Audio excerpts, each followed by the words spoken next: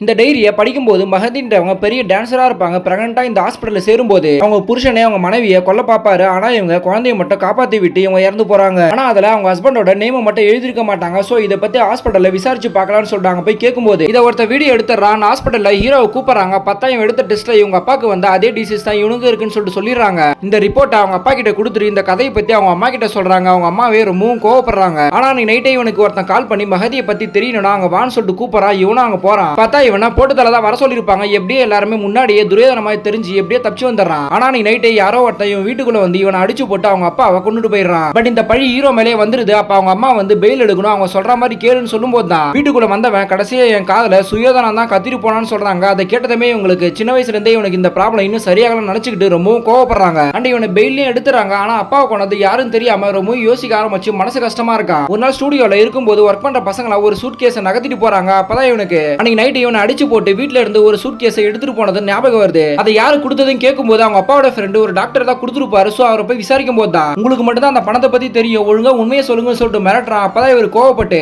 நீ கொன்னுட்டு என் மேல பழிய போட பாக்குறேன்னு சொல்லி ஒரு அனாதன்ற உண்மையை சொல்றாரு. அதை கேட்டதுமே அவங்க அப்பாவோட ஃப்ரெண்டு ஒரு போலீஸ் கிட்ட போய் கேட்டு பாக்குறாங்க. அப்பதான் உன்னை அனாத ஆசிரமத்துல தான் கொண்டு வந்தேன்னு சொல்லிட்டு சொல்றாரு. அடுத்த நாளே இவங்க அப்பா அம்மாவோட பேரை வச்சு விசாரிக்கும் போது அந்த குழந்தைய இங்க வந்து சேர்த்தவங்களோட பேரு வரலட்சுமின்னு போட்டுருக்கு. ஆக்சுவலா இந்த பொண்ணோட ஃப்ரெண்டோட அம்மா தான் அது. இப்ப அதை வச்சு பார்க்கும்போது இந்த டைரியில எழுதியிருக்க ஸ்டோரியே உன்னோட ஸ்டோரி தான் சொல்லிட்டு தெரிய வருது.